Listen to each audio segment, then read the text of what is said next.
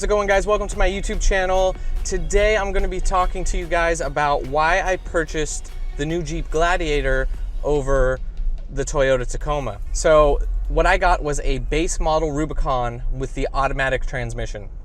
Now this is very comparable to a Toyota Tacoma with the TRD Pro package. But what you get with the Gladiator, especially if you're looking at the off-road features, is much more compared to the Tacoma, and let's break that down right now. First up would be that the Gladiator has a solid front axle, while the Toyota Tacoma has independent front suspension, which for me and the off-roading I like to do a lot of rocks and rock crawling. The solid axle is much more superior. Gladiator comes with a 4:1 transfer case gear ratio. The Toyota Tacoma does not offer that lower gear ratio in the transfer case. Next up, when you're talking about off-roading, you're going to want lockers. The Gladiator offers front and rear lockers, electronic, and the Tacoma only offers a rear electronic locker. Another thing that's important in off-roading and rock crawling is suspension travel and flex. And as you can see in the picture here, the Gladiator in stock form far outperforms the Tacoma in stock form. Another important feature in off-roading would be ground clearance. The Jeep Gladiator boasts a ground clearance of 11.1 inches, while the Tacoma only has a ground clearance of 9.4 inches. Next up, a number a lot of people talk about is approach angle. The Gladiator Rubicon has a 43.3 degree approach angle, while the Tacoma only has a 35 degree approach angle. You have breakover angle, which is essentially how the belly of the truck might get hung up.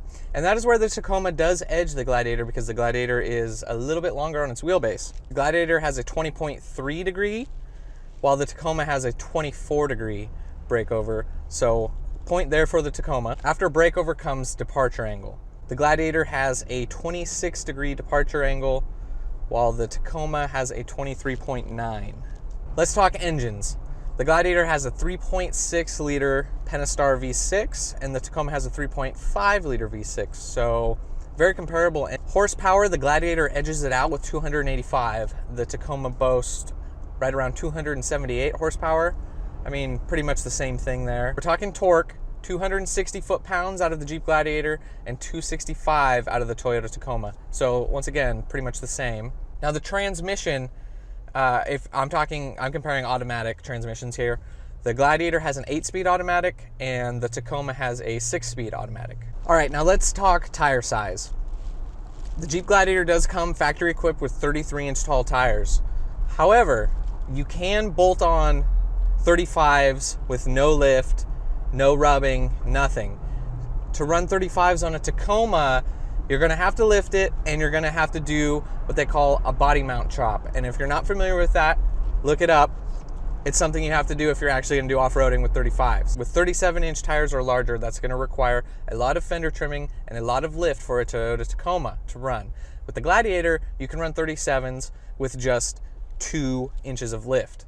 Also, it is important to note that you can fit a 37-inch spare tire, depending on the brand. Not all brands fit. Some run a little bit bigger, some run a little bit smaller, in the factory spare tire location of the Gladiator, with it aired down just a little bit, so not up to full pressure. But that's not something you can do with the Tacoma. Also, one of the main things that makes the Gladiator a Jeep, you can take the top off, you can take the doors off, you can fold the front windshield down. There's hard top option, soft top option. Those are all things that the Tacoma doesn't even offer. So I'm talking strictly buying a truck for the intent of off-roading only. The Gladiator is, in my opinion, the clear winner. You get that extra front locker, you get the solid front axle, you get the 8-speed automatic versus the 6-speed. You get the top that comes off, you get the doors that come off. You have almost identical horsepower and torque numbers. And also, I forgot to mention that the fuel economy numbers are identical. So they're both getting, I believe it is 22 miles per gallon on the highway. I love the Toyota Tacoma, but the Jeep Gladiator was the obvious choice. So yeah, I could have bought a new Toyota Tacoma, and I could have put a solid axle swap under it. I could have cut the fenders. I could have put dual transfer cases in it. While with the Gladiator, I can throw on a 2-inch lift and 37s and be good to go. So if you're looking for a truck and you're into off-roading, the Gladiator is the hands down way to go. I know there's a lot of talk out there of how the Gladiator can be up to like $62,000, and yeah, that is true. When you start comparing the off-road packages, Rubicon to TRD Pro, they're right there, and the Gladiator edges the Tacoma out in almost every category except breakover angle. Those are the numbers, those are the facts. Tacoma TRD Pro versus Jeep Gladiator Rubicon. Thanks for watching this video, and if you guys are interested in more Jeep Gladiator videos, make sure you go down there and hit that subscribe button so you can be notified. I got a whole slew of videos coming out for this thing, and you guys are going to want to stick around to see what I have coming for the build on this thing. See you guys in the next one.